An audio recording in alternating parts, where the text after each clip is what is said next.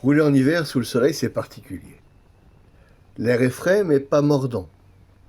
Il a cette densité qui rend chaque respiration plus présente. On se sent vivant, intensément vivant.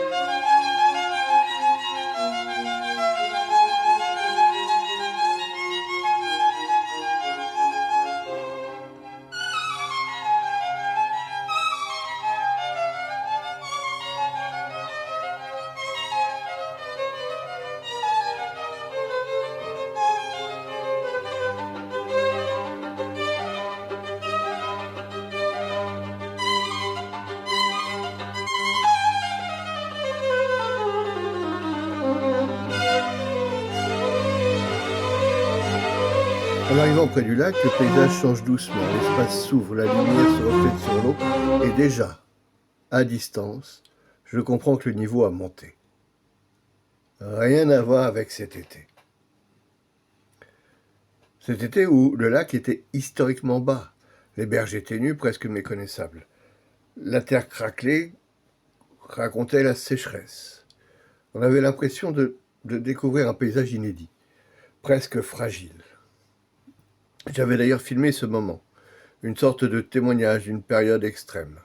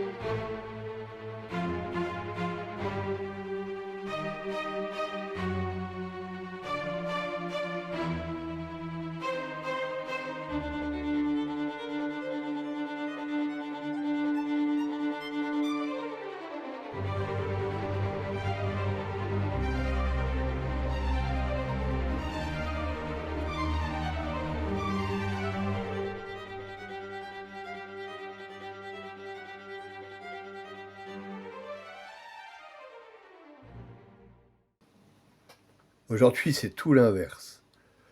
Le lac a repris son niveau le plus haut, l'eau occupe à nouveau l'espace. Elle est là, dense, silencieuse, imposante, comme si elle voulait rappeler qu'elle peut disparaître, mais aussi revenir. Je coupe le moteur. Le silence s'installe immédiatement. Un silence d'hiver, plus épais, plus profond.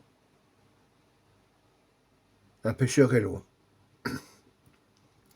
Et là, un peu plus loin, installé, immobile, concentré sur sa ligne, il est venu chercher la quiétude, le calme, ce moment suspendu que seuls les lacs en hiver savent offrir. Je ressens presque que je dérange. Le bruit de ma moto a tranché dans cette tranquillité.